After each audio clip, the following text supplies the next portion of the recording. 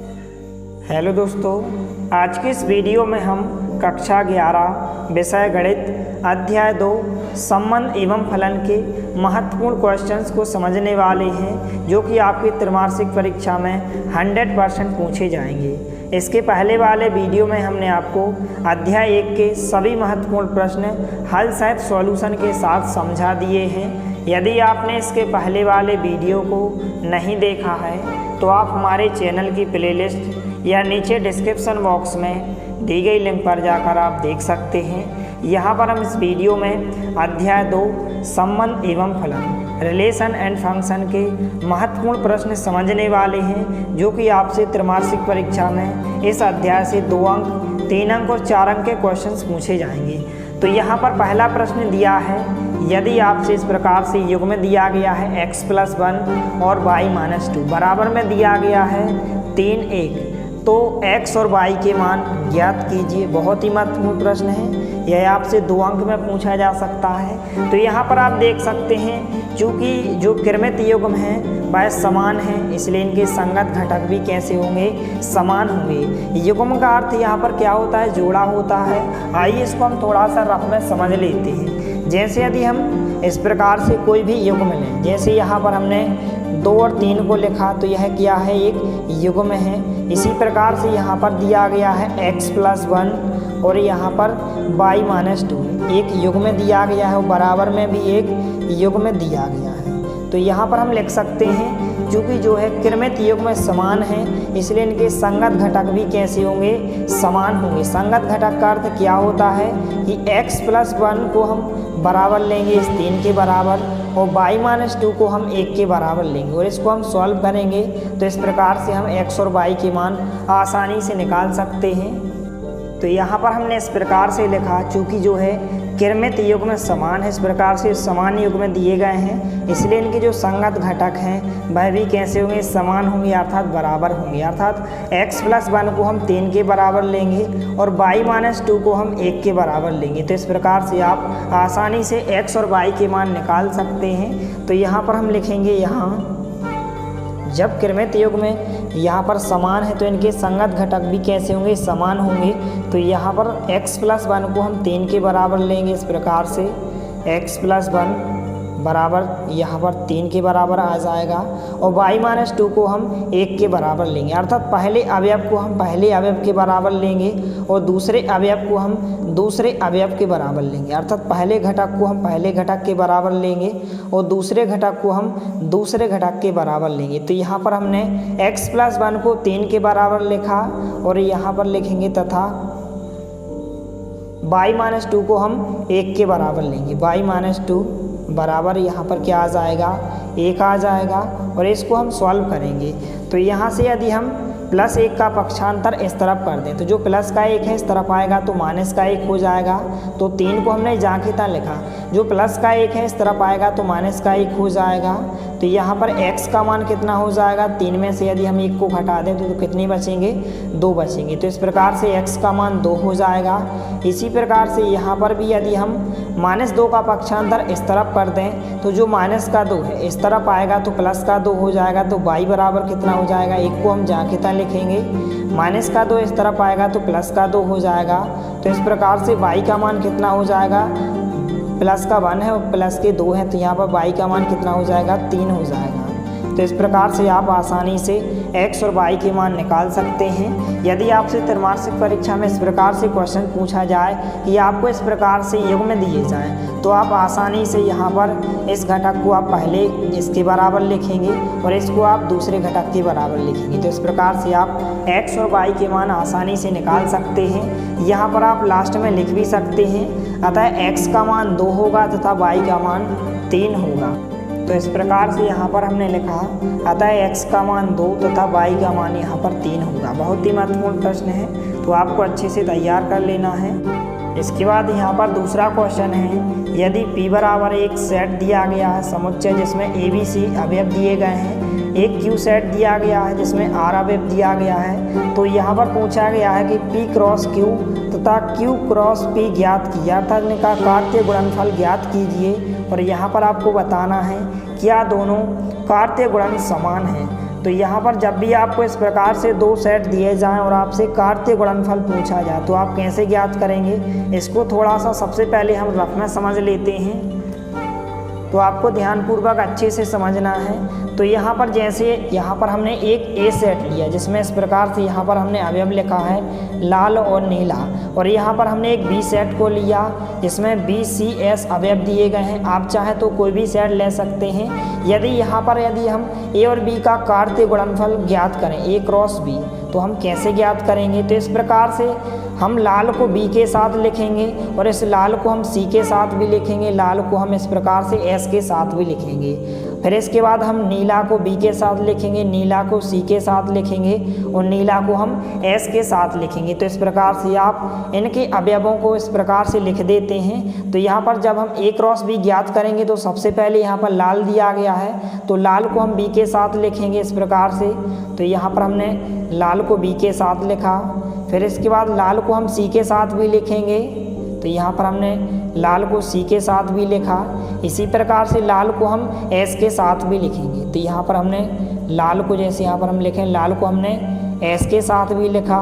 अब इसके बाद हम नीला को बी के साथ लिखेंगे, नीला को सी के साथ लिखेंगे और नीला को एस के साथ लिखेंगे। तो इस प्रकार से आप किसी भी दो समुच्चय के आप कार्तीय गुणनफल आसानी से ज्ञात कर सकते हैं। बहुत ही इजी क्वेश्चन है। इस प्रकार से आप लिखते हैं जैसे यहाँ पर हम लाल को बी के साथ लिखेंगे, लाल को सी के साथ, लाल को एस के साथ। इसी प्रकार से हम नीला को भी हम बी के साथ लिखेंगे, नीला को सी के साथ लिखेंगे और नीला को हम एस के साथ लिखेंगे। तो इस प्रकार से आप आसानी से किसी भी दो समुच्चयों का कार्तीय गुणनफल अर्थात क्रॉस गुणनफल आप आसानी से ज्ञात कर सकते हैं। तो आइए यहाँ पर हम इस क्वेश्चन को सॉल्व करते हैं। तो सबसे पहले जो भी क्वेश्चंस में दिया गया है यहाँ पर हम लिख लेते हैं। तो यहाँ पर आपको पी और क्यू दो समुच्चय दिए गए हैं, तो यहाँ पर हम लिखेंगे हल दिया है। यहाँ पर आपको एक पी सेट दिया गया है जिसमें ए बी सी अवयव दिए गए हैं और एक आपको क्यू सेट दिया गया है जिसमें केवल आर अवयव दिया गया है इस प्रकार से।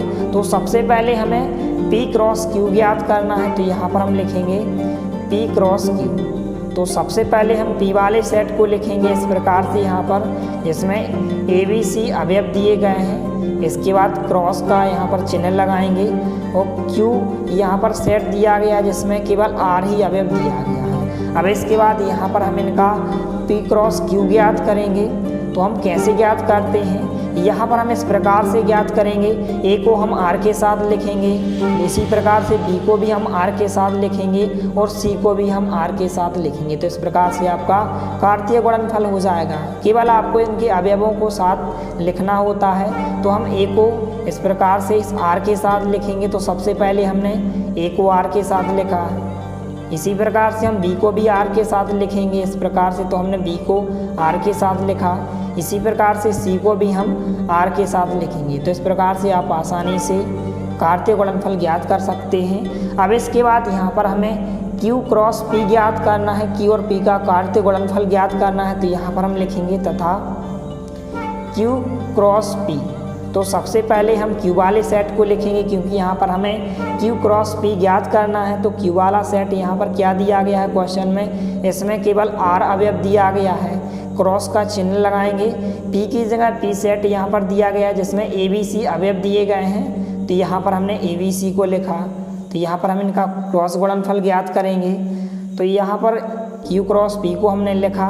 अब इसके बाद यहाँ पर आर को हम ए के साथ लिखेंगे, इस आर को हम बी के साथ भी लिखेंगे और आर को हम सी के साथ भी लिखेंगे। तो इस प्रकार से आर को हमने ए के साथ लिखा।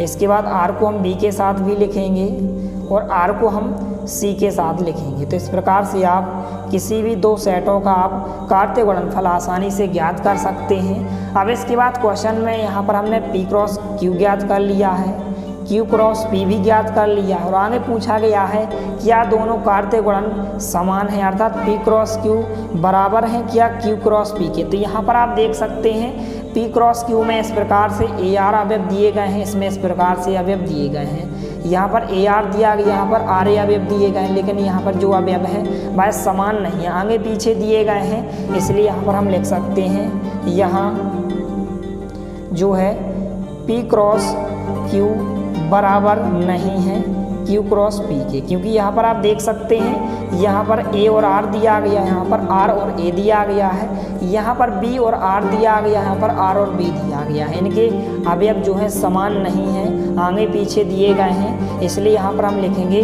P क्रॉस Q बराबर नहीं है। यह चिन्ह जो होता है बराबर नहीं का होता है Q क्रॉस P के। तो इस प्रकार से आपका ये आंसर हो जाएगा। बहुत ही महत्वपूर्ण प्रश्न है। इस प्रकार के क्वेश्चन आपसे त्रैमासिक परीक्षा में 100% पूछे जाएंगे। ये आपको कोई भी दो सेट, इस प्रकार से दो आपको समुच्चय दिए जाएंगे और आपसे कहा जाएगा कि इनका कार्तीय गुणनफल ज्ञात कीजिए। तो इस प्रकार के जितने भी क्वेश्चंस दिए गए हैं आपको अच्छे से सॉल्व कर लेना है। इसके बाद यहाँ पर तीसरा क्वेश्चन है, मान लीजिए कि एक ए सेट दिया गया जिसमें 1 2 3 अवयव दिए गए हैं, एक बी सेट दिया गया जिसमें 3 और 4 अवयव दिए गए हैं और एक सी सेट दिया गया जिसमें 4 5 6 अवयव दिए गए हैं। तो निम्नलिखित का मान ज्ञात कीजिए। यहाँ पर हमें ए क्रॉस बी इंटरसेक्शन सी ज्ञात करना है। इस प्रकार से आपसे 4 क्वेश्चंस पूछे गए हैं। तो आइए यहाँ पर हम इन क्वेश्चंस को सॉल्व करते हैं। तो यहाँ पर सबसे पहले हम पहले क्वेश्चंस को सॉल्व करेंगे। तो पहला क्वेश्चन यहाँ पर दिया गया है ए क्रॉस बी इंटरसेक्शन सी। तो सबसे पहले हमें बी इंटरसेक्शन सी पता होना चाहिए। तो एक ही जगह हम ए सेट को लिखेंगे जो कि क्वेश्चंस में दिया गया है। यहाँ पर क्या दिया गया है क्वेश्चन में, ए सेट जिसमें 1 2 3 अवयव दिए गए हैं, 1 2 3 अवयव दिए गए हैं। यहाँ पर क्रॉस का चिन्ह लगाएंगे। अभी यहाँ पर हमें बी इंटरसेक्शन सी की ज़रूरत है और इंटरसेक्शन हम कैसे ज्ञात करते हैं, इन दो सेट में से हम उभयनिष्ठ अवयव को चेक करते हैं कि दोनों में कौन सा अवयव उभयनिष्ठ है। तो इस प्रकार के क्वेश्चंस को हमने अध्याय 1 में इंटरसेक्शन और यूनियन निकालना सीखा है। तो यहाँ पर हमें बी और सी का इंटरसेक्शन निकालना है। तो इंटरसेक्शन हम कैसे निकालते हैं, उभयनिष्ठ अवयव को चेक करते हैं। यहाँ पर बी और सी का हमें इंटरसेक्शन ज्ञात करना है। तो यहाँ पर आप देख सकते हैं कि बी और सी में ऐसा कौन सा अवयव है जो दोनों में है। यहाँ पर 4 दिया गया है, यहाँ पर 4 दिया गया, केवल 4 ही एक ऐसा अवयव है जो दोनों में है। तो बी और सी का इंटरसेक्शन कितना हो जाएगा, 4 हो जाएगा। तो यहाँ पर हम क्या लिखेंगे, 4 लिखेंगे। इस प्रकार से यहाँ पर बी और सी का इंटरसेक्शन का मान कितना हो जाएगा, केवल 4 अवयव आ जाएगा। अब इसके बाद यहाँ पर हमें इन दोनों का क्रॉस गुणनफल ज्ञात करना है। तो यहाँ पर हम इनका क्रॉस गुणनफल ज्ञात करेंगे। तो यहाँ पर हम 1 को 4 के साथ लिखेंगे, 2 को भी हम 4 के साथ लिखेंगे और 3 को भी हम 4 के साथ लिखेंगे। तो इस प्रकार से कार्तीय गुणनफल का मान हो जाएगा। तो यहाँ पर हमने 1 को 4 के साथ लिखा, इसी प्रकार से हम 2 को 4 के साथ लिखेंगे, इसके बाद 3 को भी हम 4 के साथ लिखेंगे। तो इस प्रकार से यह आपके ए क्रॉस बी इंटरसेक्शन सी का मान हो जाएगा। इस प्रकार से यहाँ पर आप लिख सकते हैं A cross B intersection C. इसके बाद यहाँ पर दूसरा क्वेश्चन पूछा गया है A cross B intersection A cross C. तो सबसे पहले यदि हम ए क्रॉस बी को ज्ञात कर लें तो यहाँ पर एक ही जगह ए सेट में कितने अवयव दिए गए हैं, यहाँ पर आप देख सकते हैं 1 2 3 अवयव दिए गए हैं। तो सबसे पहले हम ए सेट को लिख लेते हैं। तो ए सेट में यहाँ पर 1 2 3 अवयव दिए गए हैं, यहाँ पर हम क्रॉस लगाएंगे। बी की जगह बी सेट में कितने अवयव दिए गए हैं, 3 और 4 अवयव दिए गए हैं। तो यहाँ पर हमने 3 और 4 अवयव को लिखा। यहाँ पर हम इंटरसेक्शन को जांघिता लगाएंगे। यहाँ पर एक ही जगह ए सेट के अवयवों को लिखेंगे। तो यहाँ पर ए सेट में कितने अवयव दिए गए हैं, 1 2 3 अवयव दिए गए हैं, यहाँ पर क्रॉस का चिन्ह लगाएंगे। सी की जगह सी सेट का मान कितना दिया गया है, इसमें 4 5 6 अवयव दिए गए हैं। अब इसके बाद यहाँ पर हम इनका कार्तीय गुणनफल ज्ञात करेंगे इस प्रकार से। फिर इसके बाद यहाँ पर हम इन दोनों का इंटरसेक्शन ज्ञात करेंगे। तो यहाँ पर सबसे पहले यदि हम 1 2 3 और इनका दोनों का कार्तीय गुणनफल ज्ञात करें तो हम 1 को 3 के साथ लिखेंगे, 1 को 4 के साथ लिखेंगे, फिर हम 2 को 3 के साथ लिखेंगे, 2 को 4 के साथ लिखेंगे, फिर इसके बाद 3 को हम 3 के साथ लिखेंगे, 3 को 4 के साथ लिखेंगे। तो इस प्रकार से यहाँ पर हम 1 को सबसे पहले यदि हम 3 के साथ लिखें तो यहाँ पर 1 3 आ जाएगा, 1 4 आ जाएगा, इसी प्रकार से 2 3 आ जाएगा, 2 4 आ जाएगा। इसके बाद 3 को भी हम लिखेंगे तो यहाँ पर 3 3 आ जाएगा, 3 को हम 4 के साथ भी लिखेंगे तो यहाँ पर 3 4 आ जाएगा। इस प्रकार से आ जाएगा। यहाँ पर इंटरसेक्शन के चिन्ह को हम जांघिता लगाएंगे। यहाँ पर हम इन दोनों का कार्तीय गुणनफल ज्ञात करेंगे। तो यहाँ पर यदि हम कार्तीय गुणनफल ज्ञात करें तो यहाँ पर 1 को हम 4 के साथ लिखेंगे, 1 को हम इन तीनों के साथ लिखेंगे, फिर 2 को भी हम इन तीनों के साथ लिखेंगे और 3 को भी हम इन तीनों के साथ लिखेंगे। तो सबसे पहले यदि हम 1 को इन तीनों के साथ लिखें तो हम 1 4 लिखेंगे। इस प्रकार से हमने 1 4 लिखा। 1 को हम 5 के साथ भी लिखेंगे, तो यहाँ पर हमने 1 को 5 के साथ लिखा। इसके बाद 1 को हम 6 के साथ भी लिखेंगे, तो यहाँ पर हमने 1 को 6 के साथ लिखा। इसी प्रकार से 2 को भी हम इन तीनों के साथ लिखेंगे और 3 को भी हम इन तीनों के साथ लिखेंगे। तो 2 को हम 4 के साथ लिखेंगे, तो यहाँ पर 2 4 आ जाएगा। इसके बाद 2 को हम 5 के साथ भी लिखेंगे, तो यहाँ पर 2 5 आ जाएगा। 2 को हम 6 के साथ भी लिखेंगे, तो यहाँ पर 2 6 आ जाएगा। इसी प्रकार से हम 3 को 4 के साथ, 3 को 5 के साथ और 3 को 6 के साथ लिखेंगे। तो यहाँ पर हमने 3 को 4 के साथ लिखा। इसके बाद 3 को हम 5 के साथ भी लिखेंगे इस प्रकार से, तो यहाँ पर हमने 3 को 5 के साथ लिखा। इसके बाद 3 को हम 6 के साथ भी लिखेंगे। तो इस प्रकार से यहाँ पर इनका क्रॉस गुणनफल हो जाएगा। अब इसके बाद यहाँ पर हमें इन दोनों का इंटरसेक्शन ज्ञात करना है। तो इंटरसेक्शन हम कैसे ज्ञात करते हैं, दोनों जो यहाँ पर हमने कार्तीय गुणनफल ज्ञात करें, इनमें हम उभयनिष्ठ अवयव को चेक करेंगे जो इन दोनों में हो। यहाँ पर भी होना चाहिए और इसमें भी होना चाहिए। तो यहाँ पर आप देख सकते हैं 1 3 इसमें है, लेकिन यहाँ पर कहीं भी 1 3 नहीं है। तो यहाँ पर 1 3 नहीं होगा। यहाँ पर 1 4 है, यहाँ पर हम देखेंगे क्या, यहाँ पर भी 1 4 है। तो यहाँ पर आप देख सकते हैं यहाँ पर 1 4 है और यहाँ पर भी 1 4 है। तो यहाँ पर जो इसका जो मान होगा इस प्रकार से यहाँ पर हम लिखेंगे। पहला अवयव यहाँ पर 1 4 आ जाएगा।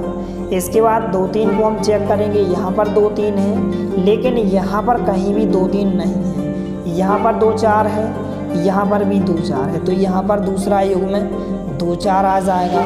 इसके बाद यहाँ पर आप देख सकते हैं 3 3 दिया गया है, लेकिन यहाँ पर कहीं भी 3 3 नहीं है। इसके बाद 3 4 है, यहाँ पर भी 3 4 है। तो यहाँ पर हम 3 4 को लिखेंगे। तो केवल इतने यहाँ पर युग्म आ जाएंगे। तो इस प्रकार से A cross B intersection A cross C का जो आंसर होगा इस प्रकार से होगा, इतने युग्म आ जाएंगे। तो इस प्रकार से आप आसानी से निकाल सकते हैं। इसके बाद तीसरे क्वेश्चन में आपसे A cross B union C पूछा गया है। तो यहाँ पर हम तीसरे क्वेश्चन को सॉल्व करेंगे, तो आपको ध्यानपूर्वक अच्छे से समझना है। तो तीसरा क्वेश्चन पूछा गया है A cross B union C। तो सबसे पहले हम ए सेट को लिख लेते हैं। ए सेट क्वेश्चन में दिया गया है, जिसमें यहाँ पर 1 से लेकर 3 तक अवयव दिए गए हैं, 1 2 3 दिए गए हैं। क्रॉस का चिन्ह लगाएंगे। यहाँ पर यदि हम बी यूनियन सी निकालें, यूनियन का अर्थ क्या होता है, यहाँ पर हम सभी अवयवों को हम एक साथ लिख देते हैं। बी और सी के अवयवों को हम एक साथ लिखेंगे और किसी भी अवयव को हम रिपीट नहीं करेंगे।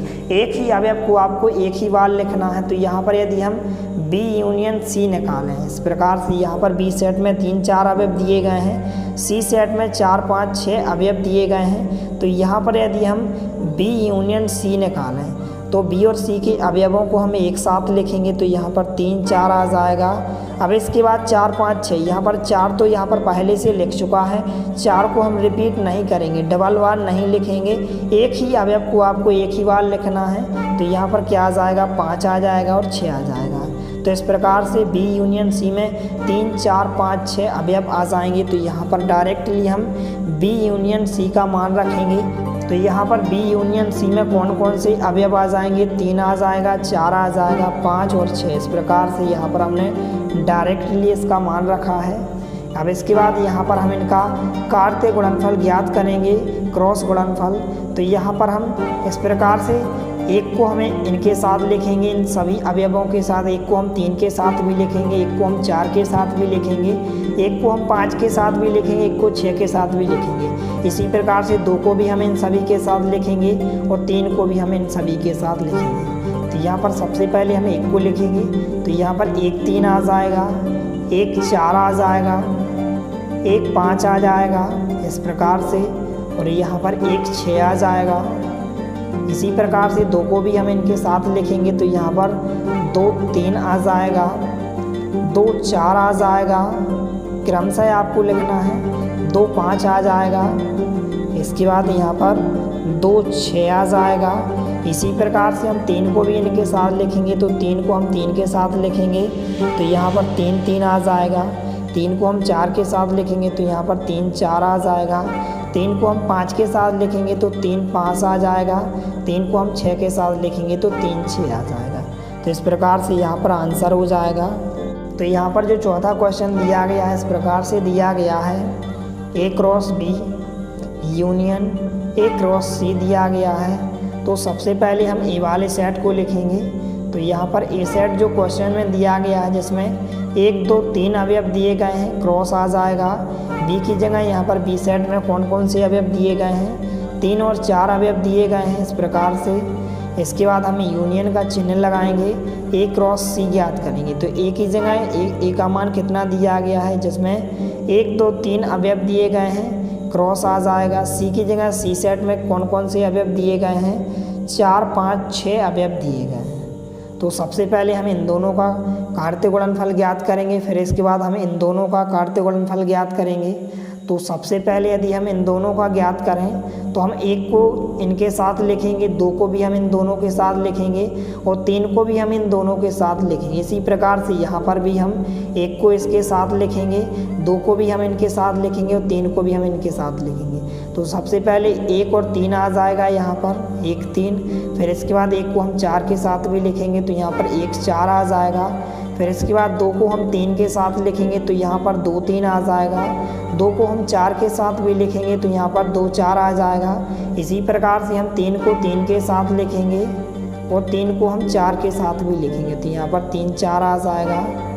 तो इस प्रकार से ए क्रॉस बी का मान हो जाएगा। इसके बाद यूनियन आ जाएगा। अब इसके बाद हम इन दोनों का कार्तीय गुणनफल ज्ञात करेंगे। तो 1 को हम इन तीनों के साथ लिखेंगे तो सबसे पहले 1 और 4 आ जाएगा। इसके बाद 1 और 5 आ जाएगा। इसके बाद यहाँ पर 1 को हम 6 के साथ भी लिखेंगे तो यहाँ पर 1 6 आ जाएगा। इसके बाद 2 को भी हम इन तीनों के साथ लिखेंगे तो 2 4 आ जाएगा यहाँ पर। इसके बाद 2 को हम 5 के साथ भी लिखेंगे तो यहाँ पर 2 5 आ जाएगा और 2 को हम 6 के साथ भी लिखेंगे तो यहाँ पर 2 6 आ जाएगा। इसी प्रकार से हम 3 को भी इन तीनों के साथ लिखेंगे तो यहाँ पर 3 को हम 4 के साथ लिखेंगे तो 3 4 आ जाएगा। 3 को हम 5 के साथ लिखेंगे तो यहाँ पर 3 5 आ जाएगा और 3 को हम 6 के साथ भी लिखेंगे तो इस प्रकार से 3 6 आ जाएगा। अब इसके बाद यहाँ पर हमें इन दोनों का यूनियन ज्ञात करना है। तो यूनियन हम कैसे ज्ञात करते हैं, दोनों सेटों के अवयवों को हम एक साथ लिख देते हैं और किसी भी अवयव को हम रिपीट नहीं करते हैं। एक ही अवयव को हम एक ही बार लिखेंगे। जैसे यहाँ पर 1 3 दिया गया है तो हम इसको एक ही बार लिखेंगे, डबल बार रिपीट नहीं करेंगे। जैसे यहाँ पर 1 4 दिया गया है और इसमें 1 4 दिया गया है तो हम इसको एक ही बार लिखेंगे। तो यहाँ पर हम लिख लेते हैं। तो यहाँ पर हमें यूनियन ज्ञात करना है। तो इस प्रकार से जो A cross B union A cross C बराबर क्या हो जाएगा, सबसे पहले यदि हम इनके सभी अवयवों को लिख लें इस प्रकार से 1 3, इसके बाद यहाँ पर 1 4 आ जाएगा। सभी अवयवों को आपको लिखना है, लेकिन आपको ध्यान रखना है कि किसी भी अवयव को आपको डबल बार नहीं लिखना है, रिपीट नहीं करना है। तो यहाँ पर हमने 1 4 को लिखा, 2 3 को लिखा। अब इसके बाद हम 2 4 को लिखेंगे, 3 3 को हम लिखेंगे और 3 4 को लिखेंगे। अब इसके बाद यहाँ पर हम 1 4 को हमने पहले से लिख दिया है तो हम इसको एक ही बार लिखेंगे। अब इसके बाद 1 5 को हमने यहाँ पर कहीं भी नहीं लिखा है तो यहाँ पर हम 1 5 को लिख सकते हैं। अब इसके बाद यहाँ पर 1 6 है, 1 6 यहाँ पर कहीं नहीं लिखा है तो यहाँ पर हम 1 6 को लिख सकते हैं। अब इसके बाद 2 4 को हम चेक करेंगे, 2 4 यहाँ पर आप देख सकते हैं लिख चुका है तो हम इसको नहीं लिखेंगे। इसके बाद 2 5 यहाँ पर नहीं है तो हम 2 5 को लिख सकते हैं। इस प्रकार से यहाँ पर हमने 2 5 को लिखा। अब इसके बाद 2 6, तो 2 6 भी यहाँ पर नहीं लिखा तो हम 2 6 को लिख सकते हैं। तो यहाँ पर हमने 2 6 को लिखा। अब इसके बाद 3 4, तो 3 4 यहाँ पर पहले से लिख चुका है तो हम इसको नहीं लिखेंगे। 3 5 को हम चेक करेंगे तो 3 5 यहाँ पर नहीं लिखा है तो यहाँ पर हम 3 5 को लिखेंगे। इसके बाद 3 6, तो 3 6 भी नहीं लिखा है तो हम 3 6 को लिखेंगे। तो इस प्रकार से आप आसानी से यहाँ पर इनका यूनियन ज्ञात कर सकते हैं। केवल आपको ध्यान रखना है कि आपको किसी भी अवयव को रिपीट नहीं करना है, डबल बार नहीं लिखना है, एक ही अवयव को आपको एक ही बार लिखना है। तो इस प्रकार से यह आपके A cross B union A cross C का आंसर हो जाएगा। इसके बाद यहाँ पर प्रश्नांक 4 है। यदि आपको एक पी सेट दिया गया जिसमें 1 और 2 अवयव दिए गए हैं तो समुच्चय का यहाँ पर हमें 3 बार क्रॉस गुणनफल ज्ञात करना है। कार्तीय गुणनफल P क्रॉस P ज्ञात कीजिए। इस प्रकार के क्वेश्चंस आपसे त्रैमासिक परीक्षा में 100% पूछे जाएंगे। ये आपको इस प्रकार से कोई सेट दिया जाएगा और आपसे 3 बार इनका कार्तीय गुणनफल पूछा जाएगा। तो यहाँ पर हम इसको समझ लेते हैं। बहुत ही महत्वपूर्ण प्रश्न है। इस प्रकार के क्वेश्चन आपसे 3 अंक या 4 अंक में पूछे जाएंगे, इसलिए आपको ध्यानपूर्वक अच्छे से समझना है। तो सबसे पहले जो भी क्वेश्चंस में दिया गया है यहाँ पर हम लिख लेते हैं। तो यहाँ पर हमने लिखा हल दिया है। यहाँ पर आपको एक पी सेट दिया गया है जिसमें 1 और 2 अवयव दिए गए हैं। तो सबसे पहले यदि हम इनका 2 बार कार्तीय गुणनफल ज्ञात करें, फिर इसके बाद हम 3 बार ज्ञात करेंगे। तो यहाँ पर हम लिखेंगे, यहाँ जब हम P क्रॉस P ज्ञात करें तो यहाँ पर P सेट की जगह P सेट का मान दिया गया जिसमें 1 और 2 अवयव दिए गए हैं। क्रॉस, यहाँ पर क्रॉस का चिन्ह आ जाएगा। P की जगह P सेट यहाँ पर दिया गया है, 1 और 2 दिया गया है। तो यहाँ पर सबसे पहले हम P क्रॉस P ज्ञात कर लेते हैं, फिर इसके बाद हम P क्रॉस P का गुणा P वाले सेट से करेंगे। तो इस प्रकार से आप आसानी से किसी भी सेट का 3 बार कार्तीय गुणनफल ज्ञात कर सकते हैं। तो जब हम P क्रॉस P ज्ञात करेंगे तो यहाँ पर P सेट की जगह हमने P सेट का मान लिखा जिसमें 1 और 2 अवयव हैं, कार्तीय गुणनफल आ जाएगा। फिर इसके बाद हमने P सेट को लिखा क्योंकि यहाँ पर हमें P क्रॉस P ज्ञात करना है। तो जब हम P क्रॉस P ज्ञात करेंगे तो यहाँ पर 1 को हम इन दोनों के साथ लिखेंगे और 2 को भी हम इन दोनों के साथ लिखेंगे। तो सबसे पहले 1 को यदि हम इन दोनों के साथ लिखें तो यहाँ पर क्या आ जाएगा, 1 आ जाएगा। 1 को हम 2 के साथ भी लिखेंगे तो यहाँ पर 1 2 आ जाएगा। फिर इसके बाद 2 को हम 1 के साथ लिखेंगे तो यहाँ पर 2 1 आ जाएगा। 2 को हम 2 के साथ भी लिखेंगे तो 2 2 आ जाएगा। इस प्रकार से 2 बार कार्तीय गुणनफल हो जाएगा। अब इसके बाद यहाँ पर हमें 3 बार कार्तीय गुणनफल ज्ञात करना है। तो यहाँ पर हम लिखेंगे P क्रॉस P।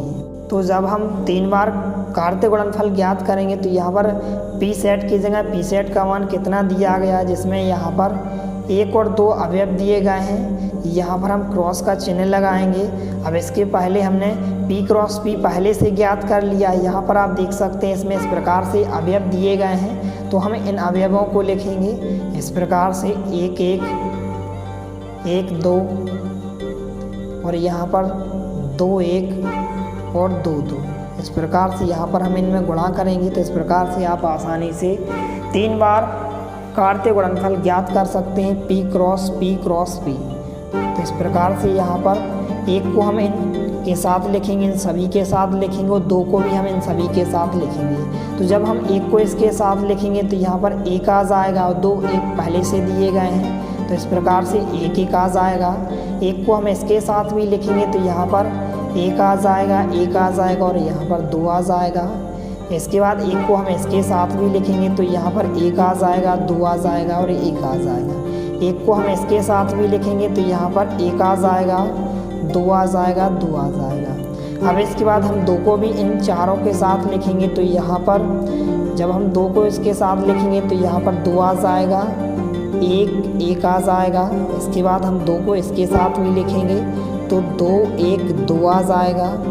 फिर इसके बाद हम 2 को इसके साथ भी लिखेंगे तो यहाँ पर 2 2 1 आ जाएगा और जब 2 को हम इसके साथ लिखेंगे तो यहाँ पर क्या आ जाएगा, 2 2 2 इस प्रकार से आ जाएगा। तो इस प्रकार से आप आसानी से कार्तीय गुणनफल ज्ञात कर सकते हैं। सबसे पहले आपको 2 बार कार्तीय गुणनफल ज्ञात करना है, फिर इसके बाद 2 बार में जितना आंसर आया उसका आप इस प्रकार से P वाले सेट से कार्तीय गुणनफल ज्ञात करेंगे। तो इस प्रकार से आप आसानी से 3 बार कार्तीय गुणनफल ज्ञात कर सकते हैं। बहुत ही महत्वपूर्ण प्रश्न है। इस प्रकार के क्वेश्चंस आपसे त्रैमासिक परीक्षा में 100% पूछे जाएंगे, इसलिए आपको अच्छे से तैयार कर लेना है।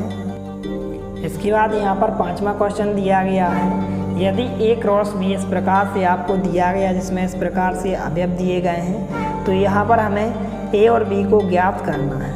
तो हम A और B को कैसे ज्ञात करेंगे। A जो होता है प्रथम घटकों का समुच्चय होता है और जो B सेट होता है वह द्वितीय घटकों का समुच्चय होता है। प्रथम घटक यहाँ पर आप देख सकते हैं P P M M इस प्रकार से दिए गए हैं। द्वितीय घटक यहाँ पर आप देख सकते हैं दूसरे वाले अवयव होते हैं और प्रथम घटक प्रथम वाले अवयव होते हैं। तो आप आसानी से यहाँ पर ज्ञात कर सकते हैं। तो यहाँ पर हम लिखेंगे हल। जो ए सेट होता है यह प्रथम घटकों का समुच्चय होता है, तो यहाँ पर हम लिखेंगे ए बराबर प्रथम घटकों का समुच्चय, प्रथम घटकों का समुच्चय। और जो बी सेट होगा, जो यहाँ पर हमें बी सेट ज्ञात करना है, यह द्वितीय घटकों का समुच्चय होता है, अर्थात दूसरे घटकों का समुच्चय होता है। जो यहाँ पर आपको दूसरे अवयव दिए गए, ये पहले वाले अवयव होते हैं, यह प्रथम घटक होते हैं, और जो दूसरे वाले अवयव होते हैं जो दूसरे स्थान पर होते हैं, यह द्वितीय घटकों का समुच्चय होता है। तो इस प्रकार से आप आसानी से ए और बी के मान ज्ञात कर सकते हैं। तो यहाँ पर ए बराबर प्रथम घटकों का समुच्चय क्या हो जाएगा, इसमें कौन कौन से अवयव आ जाएंगे। प्रथम घटक में आप देख सकते हैं पी दिया गया है, पी दिया गया है, एम दिया गया है, एम दिया गया है। और आपको ध्यान रखना है, आपको एक ही अवयव को आपको एक ही बार लिखना है, डबल बार नहीं लिखना है। जैसे यहाँ पर पी और पी 2 बार दिया गया है, यहाँ पर एम और एम 2 बार दिया गया है, तो पी को हम एक ही बार लिखेंगे और इस एम को भी हम एक ही बार लिखेंगे। तो यहाँ पर ए सेट का मान क्या हो जाएगा, जिसमें पी और एम अवयव आ जाएंगे। और बी बराबर क्या होता है, द्वितीय घटकों का समुच्चय होता है। तो द्वितीय घटक यहाँ पर क्यू आर दिए गए हैं, तो क्यू को हम एक बार लिखेंगे और आर को भी हम एक बार लिखेंगे। तो यहाँ पर बी सेट का मान क्या हो जाएगा, क्यू आर हो जाएगा। तो इस प्रकार से आप आसानी से ए और बी के मान ज्ञात कर सकते हैं। इस प्रकार के क्वेश्चंस आपसे ऑब्जेक्ट टाइप क्वेश्चंस में भी पूछे जा सकते हैं या फिर 2 अंक में भी पूछा जा सकता है। इसके बाद यहाँ पर क्वेश्चन नंबर 6 है, यदि आपको इस प्रकार से युग्म दिया गया है, बराबर में भी आपको इस प्रकार से युग्म दिया गया है, तो यहाँ पर हमें x तथा y का मान ज्ञात करना है। तो आपको इस प्रकार से जब भी क्वेश्चंस दिए जाएं, तो यहाँ पर आप देख सकते हैं चूँकि क्रमिक युग्म कैसे हैं, बराबर हैं, समान हैं, तो इनके संगत घटक भी कैसे होंगे, बराबर होंगे। तो हम x/3 + 1 को हम 5/3 के बराबर लेंगे और इसको हम सॉल्व करेंगे। तो यहाँ से आपके x का मान आ जाएगा और y - 2/3 को हम 1/3 के बराबर लेंगे। तो इस प्रकार से आप यहाँ से सॉल्व करेंगे तो y का मान आ जाएगा। तो यहाँ पर आप लिखेंगे चूँकि क्रमित युग्म समान है, यहाँ पर आप देख सकते हैं जो क्रमित युग्म दिए गए हैं यहाँ पर समान दिए गए हैं। इस प्रकार से यहाँ पर इसमें युग्म दिया गया है और इसमें युग्म दिया गया है। चूँकि क्रमित युग्म समान है इसलिए इनके संगत घटक भी कैसे होंगे, समान होंगे। जो पहला घटक होगा वह पहले घटक के बराबर होगा और जो दूसरा घटक है वह दूसरे घटक के बराबर होगा। तो यहाँ पर हम लिखेंगे इस प्रकार से, जब हम x/3 + 1 को हम पहले घटक के बराबर लेंगे, पहला घटक यहाँ पर 5/3 दिया गया है तथा दूसरे घटक को हम दूसरे घटक के बराबर लेंगे, तो यहाँ पर हम y - 2/3 को बराबर लेंगे हम 1/3 के। तो इस प्रकार से हम इसको आगे थोड़ा सा सॉल्व करेंगे तो यहाँ से आपके x और y का मान आ जाएगा। तो यहाँ पर हम x/3 को जांघिता लिखेंगे, बराबर में हमने 5/3 को जांघिता लिखा। यहाँ से यदि हम +1 का पक्षांतर इस तरफ कर दें तो -1 हो जाएगा। अब इसके बाद 1 के बटे कोई भी संख्या नहीं है तो हम यहाँ पर 1 के बटे 1 लिख सकते हैं। अब इसके बाद यहाँ पर हम सॉल्व करेंगे तो यहाँ पर 3 और 1 का एलसीएम कितना हो जाएगा, 3 हो जाएगा। नीचे की संख्या का भाग हम नीचे करेंगे तो 3 एकम 3 और 1 का गुणा 5 से करेंगे तो 5 आ जाएगा। यहाँ पर हम माइनस का चिन्ह जांघिता लगाएंगे, नीचे की संख्या का भाग नीचे करेंगे तो 1 का भाग 3 में 3 बार जाएगा, 3 का गुणा 1 से करेंगे तो 3 एकम 3 होगा। तो यहाँ पर क्या आ जाएगा, बराबर में x/3 को हम जांघिता लिखेंगे, बराबर का चिन्ह लगाएंगे।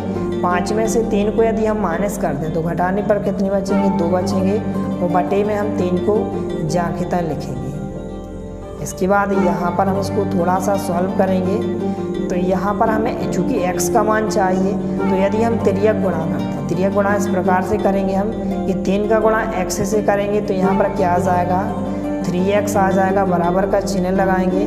3 का गुणा हम 2 से करेंगे तो 3 दूनी यहाँ पर 6 आ जाएंगे। अब इसके बाद यहाँ पर हमें x का मान ज्ञात करना है, तो जो गुणा की संख्या होती है वह बटे में आ जाती है। तो x का मान कितना हो जाएगा, 6 के बटे यहाँ पर 3 आ जाएगा।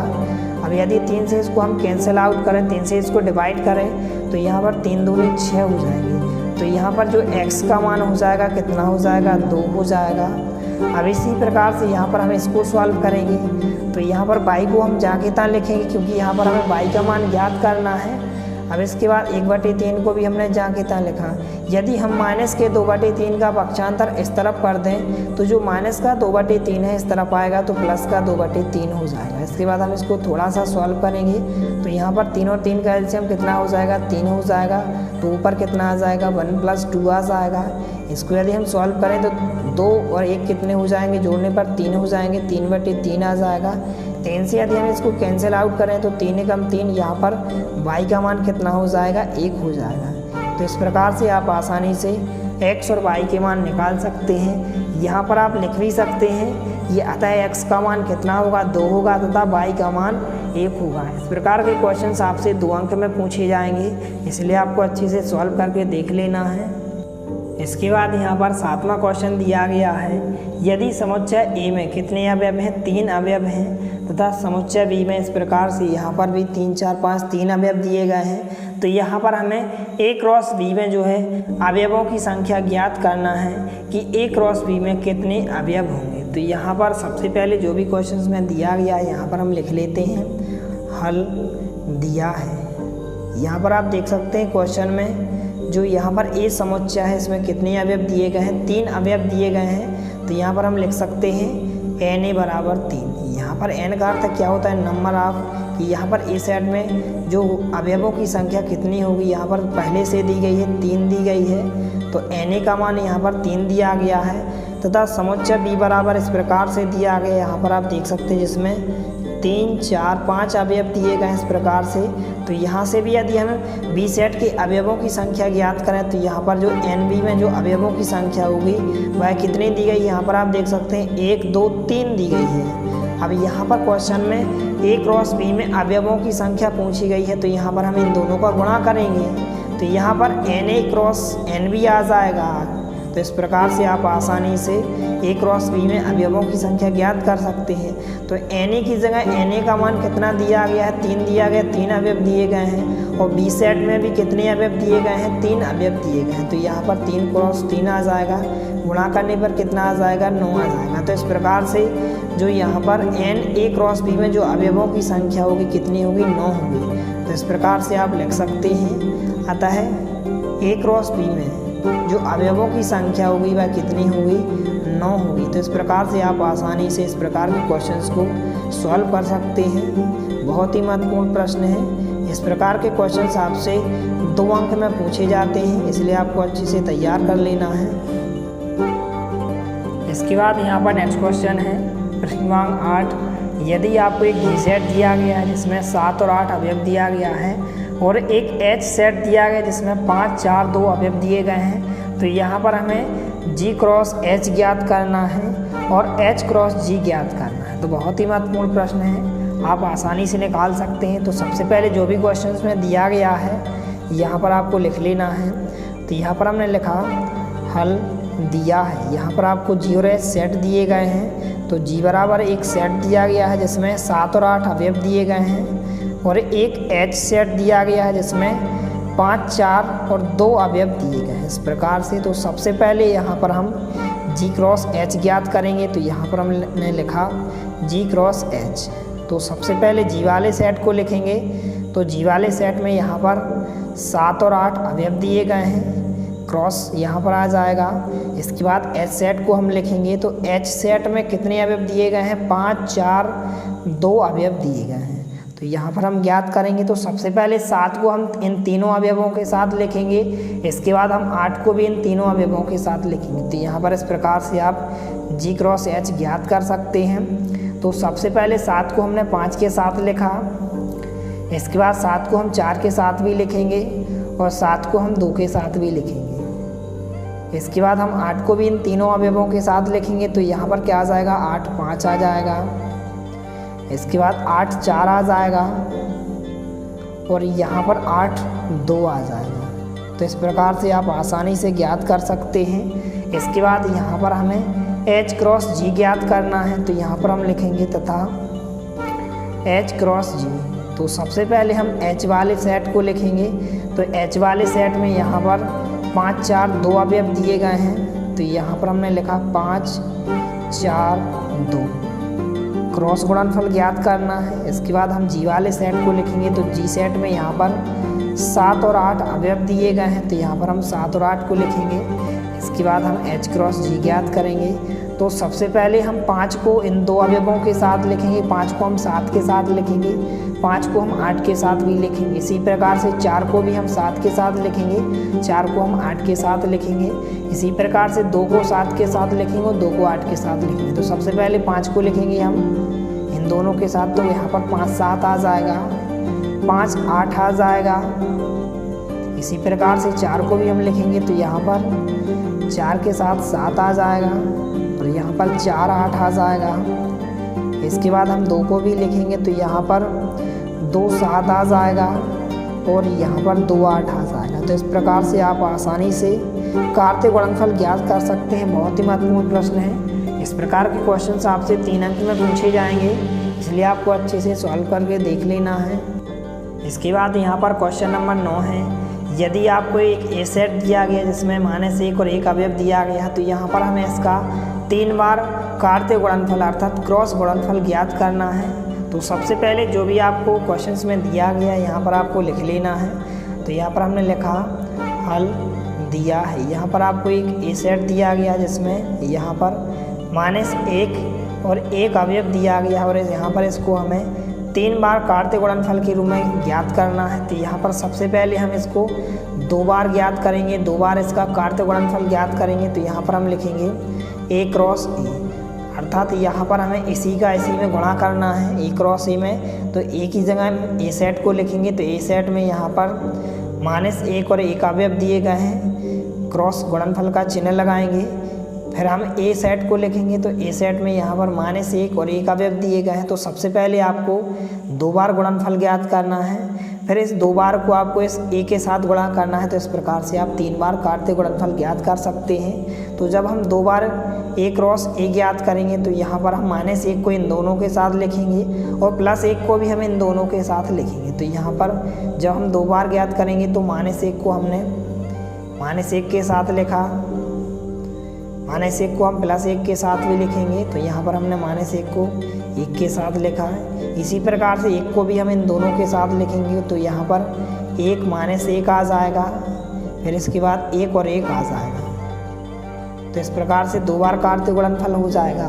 क्योंकि यहाँ पर हमें 3 बार कार्तीय गुणनफल ज्ञात करना है, ए क्रॉस ए, इस प्रकार से यहाँ पर हमें ज्ञात करना है। तो यहाँ पर हम इन दोनों का मान रखेंगे। सबसे पहले ए की जगह ए सेट कितना दिया गया है, यहाँ पर -1 और 1 अवयव दिए गए हैं। तो यहाँ पर हमने ए सेट को लिखा, क्रॉस गुणनफल ज्ञात करेंगे। ए क्रॉस ए का हमने पहले से ज्ञात कर लिया, यहाँ पर आप देख सकते हैं जिसमें इस प्रकार से अवयव दिए गए हैं। तो यहाँ पर हम लिखेंगे, इसको लिखेंगे -1 यहाँ पर आ जाएगा, -1 और 1 आ जाएगा और 1 और -1 आ जाएगा, 1 आ जाएगा। तो सबसे पहले आपको 2 बार ज्ञात करना है, फिर इसके बाद आपको उस 2 बार का गुणा आपको इस ए सेट के साथ कर देना है। तो आप 3 बार कार्तीय गुणनफल ज्ञात कर सकते हैं। तो यहाँ पर ए क्रॉस ए बराबर क्या हो जाएगा, तो सबसे पहले हम -1 को इन चारों के साथ लिखेंगे और 1 को भी हम इन सभी के साथ लिखेंगे। तो -1 को जब इनके साथ लिखेंगे, तो यहाँ पर क्या आ जाएगा, -1, यहाँ पर -1 आ जाएगा। -1 को हम इसके साथ लिखेंगे, तो यहाँ पर -1 आ जाएगा, -1 आ जाएगा और 1 आ जाएगा। -1 को हम इसके साथ भी लिखेंगे, तो यहाँ पर -1 आ जाएगा, 1 आ जाएगा और -1 आ जाएगा। -1 को हम इसके साथ भी लिखेंगे, तो -1 1 इस प्रकार से आ जाएगा। फिर इसके बाद हम इस 1 को भी इन चारों के साथ लिखेंगे, तो यहाँ पर क्या आ जाएगा, 1 आ जाएगा। फिर इसके बाद -1 आ जाएगा, -1 आ जाएगा।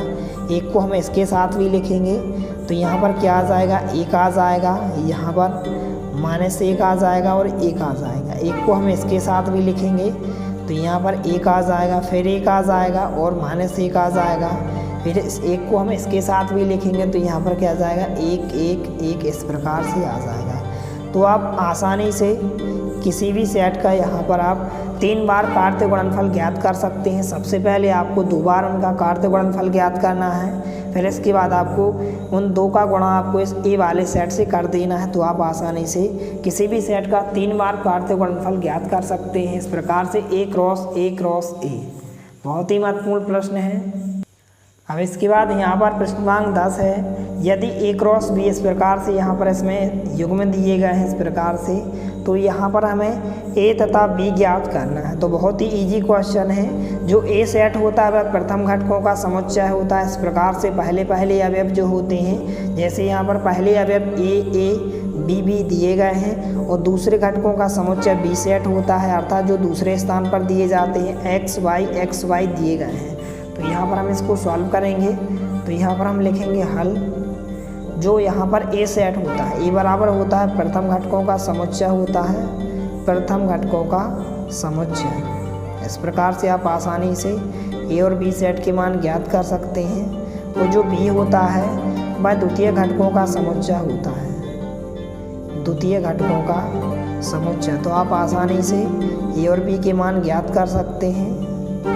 तो यहाँ पर A सेट क्या हो जाएगा, इस प्रकार से A सेट जो प्रथम घटक होते हैं जो पहले स्थान पर होते हैं, A यहाँ पर है, यहाँ पर भी A है, यहाँ पर B है, यहाँ पर भी B है। तो आपको एक ही अवयव को एक ही बार लिखना है, आपको डबल बार नहीं लिखना है, रिपीट नहीं करना है। जैसे यहाँ पर पहला अवयव क्या है, A है, इसके बाद A को हमने लिख लिया है। अब इसके बाद हम B को लिखेंगे, यहाँ पर लिखेंगे। तो यहाँ पर A सेट का मान क्या हो जाएगा, इसमें A और B अवयव आ जाएंगे।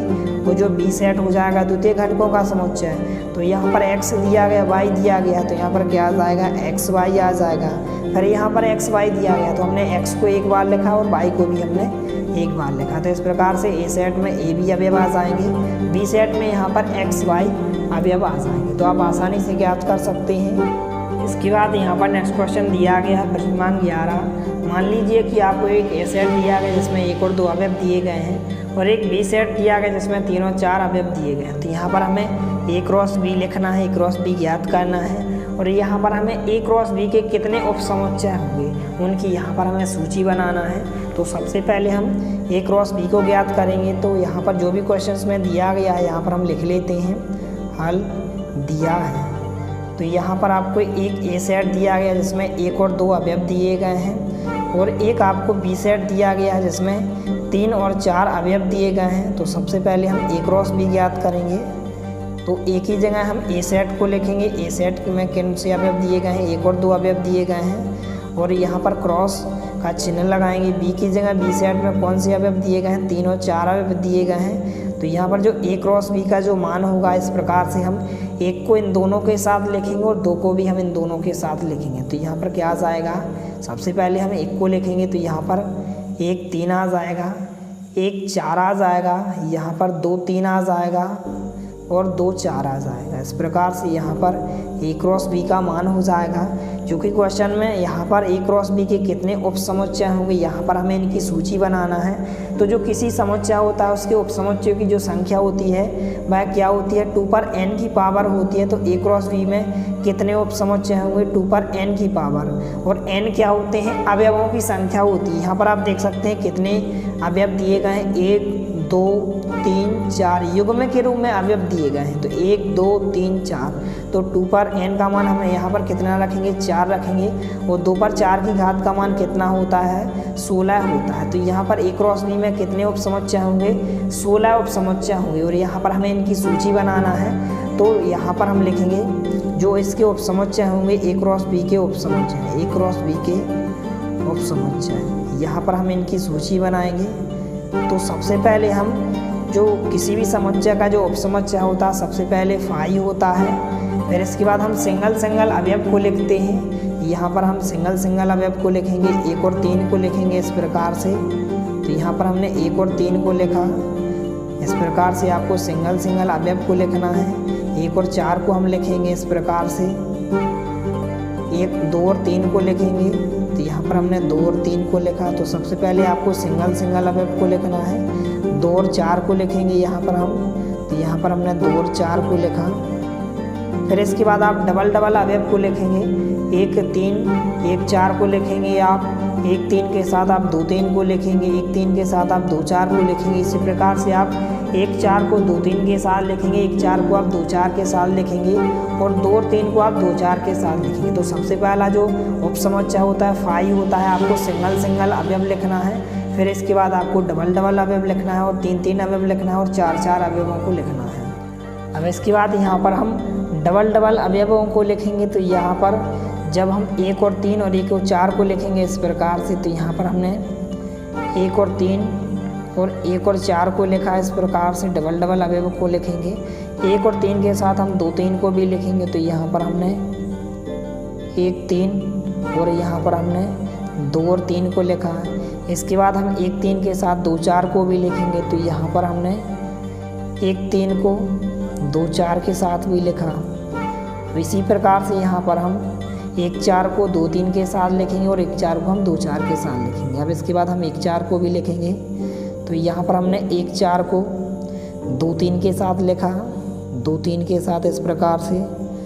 अब इसके बाद हम 1-4 को 2-4 के साथ भी लिखेंगे। तो यहाँ पर हमने 1-4 को जो है 2-4 के साथ भी लिखा। अब इसके बाद हम 2-3 को जो है 2-4 के साथ भी लिखेंगे इस प्रकार से। तो यहाँ पर हमने जो 2-3 है इसको हमने 2-4 के साथ भी लिखा। फिर इसके बाद यहाँ पर आप देख सकते हैं हम 3-3 अवयवों को एक साथ लिखेंगे इस प्रकार से। यहाँ पर हमने लिखा 1-3 1-4 2-3, 1-4 2-3 2-4, 1-3 2-3 2-4, 1-3 1-4 2-4 और इसके बाद हम चारों अवयवों को एक साथ लिखेंगे। तो इस प्रकार से आप देख सकते हैं कि A क्रॉस B के उपसमुच्चय कितने हो जाएंगे, 16 उपसमुच्चय हो जाएंगे। इस प्रकार से आप गिन भी सकते हैं। तो इस प्रकार से आप आसानी से इनकी सूची भी बना सकते हैं। बहुत ही महत्वपूर्ण प्रश्न है यह, आपसे त्रैमासिक परीक्षा में 3 अंक या 4 अंक में पूछा जाएगा, इसलिए आपको अच्छे से तैयार कर लेना। बहुत ही महत्वपूर्ण प्रश्न है। अब इसके बाद यहाँ पर नेक्स्ट क्वेश्चन है प्रश्न क्रमांक 12। कार्तीय गुणन A क्रॉस A में 9 अवयव हैं, जिनमें से यहाँ पर 2 अवयव बताए गए हैं, माने से 1 0 तथा 0 1 भी हैं। यहाँ पर आपको समुच्चय A ज्ञात करना है तथा A क्रॉस A के शेष अवयव भी ज्ञात करना है। तो आइए यहाँ पर हम इस क्वेश्चन को सॉल्व करते हैं। तो यहाँ पर सबसे पहले जो भी क्वेश्चन में दिया गया है यहाँ पर हम लिख लेते हैं। तो यहाँ पर जो कार्तीय गुणन A क्रॉस A में कितने अवयव दिए गए हैं, यहाँ पर A क्रॉस A में 9 अवयव दिए गए हैं। तो यहाँ पर इसका अर्थ क्या है कि यहाँ पर जो हमारा A सेट होगा इसमें भी कितने अवयव होंगे, 3 अवयव इसमें होंगे, अर्थात तभी तो यहाँ पर A क्रॉस A का जो मान दिया गया इसमें 9 अवयव दिए गए। और यहाँ पर इस प्रकार से जो A सेट होगा इसमें कितने अवयव होंगे, 3 अवयव होंगे, तभी तो यहाँ पर A क्रॉस A का मान कितना दिया गया, 9 दिया गया। और यहाँ पर 2 अवयव दिए गए हैं, जिनमें से जो 2 अवयव दिए गए हैं इस प्रकार से दिए गए हैं, माने 1 0 और यहाँ पर 0 और 1 अवयव दिए गए हैं। तो यहाँ से यदि हम A सेट का मान निकाल रहे हैं, A सेट में कितने अवयव होंगे, 3 अवयव होंगे, क्योंकि यहाँ पर क्वेश्चन में पहले से बताया गया है कि A क्रॉस A में कितने अवयव हैं, 9 अवयव हैं। तो A सेट में कितने अवयव होंगे, 3 अवयव होंगे। तो यहाँ पर यदि हम यहाँ से यहाँ मान निकालें A का मान, तो यहाँ पर 3 अवयव आ जाएंगे, माने का 1 आ जाएगा, 0 आ जाएगा और यहाँ पर 1 आ जाएगा। 0 को हम दोबारा नहीं लिखेंगे, डबल बार रिपीट नहीं करेंगे। यहाँ पर 0 को तो पहले हमने लिख लिया है, तो यहाँ पर सबसे पहले हम माने से 1 लिखेंगे, फिर यहाँ पर 0 लिखेंगे, फिर 1 लिखेंगे।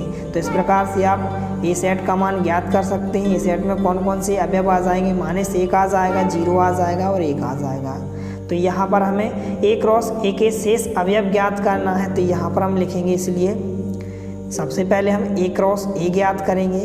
तो A क्रॉस A हम कैसे ज्ञात करते हैं, इस प्रकार से यहाँ पर इसमें जो अवयव दिए गए हैं, यहाँ पर A सेट की जगह A सेट में कौन कौन से अवयव हैं, 1 0 1 है। इसी का हमें कार्तीय गुणनफल ज्ञात करना है A क्रॉस A का। तो यहाँ पर इसको हम दोबारा लिखेंगे, -1 0 1। तो इस प्रकार से सबसे पहले आप A सेट को ज्ञात करें, फिर इनका आप कार्तीय गुणनफल ज्ञात करें। तो यहाँ पर A क्रॉस A में यहाँ पर इस प्रकार से अवयव आ जाएंगे, -1 को हम इन तीनों के साथ लिखेंगे, 0 को भी हम इन तीनों के साथ लिखेंगे और इस 1 को भी हम इन तीनों के साथ लिखेंगे। तो सबसे पहले हम -1 को -1 के साथ लिखेंगे, -1 को हम 0 के साथ लिखेंगे और -1 को हम 1 के साथ लिखेंगे। इसी प्रकार से 0 को भी हम इन तीनों के साथ लिखेंगे। तो यहाँ पर 0 और -1 होगा, 0 0 होगा और यहाँ पर 0 1 होगा। इसी प्रकार से हम 1 को भी इनके साथ लिखेंगे। तो यहाँ पर क्या आ जाएगा, 1 -1 आ जाएगा, 1 0 आ जाएगा और यहाँ पर 1 और 1 आ जाएगा। तो इस प्रकार से आप a क्रॉस a का मान आसानी से ज्ञात कर सकते हैं। अब इसके बाद यहाँ पर आप देख सकते हैं दो यहाँ पर अवयव हमें पहले से दिए गए हैं, -1 0, यहाँ पर -1 0 और 0 1। तो यहाँ पर 0 1 कहाँ पर दिया गया है, आपका 0 1 यहाँ पर दिया गया है।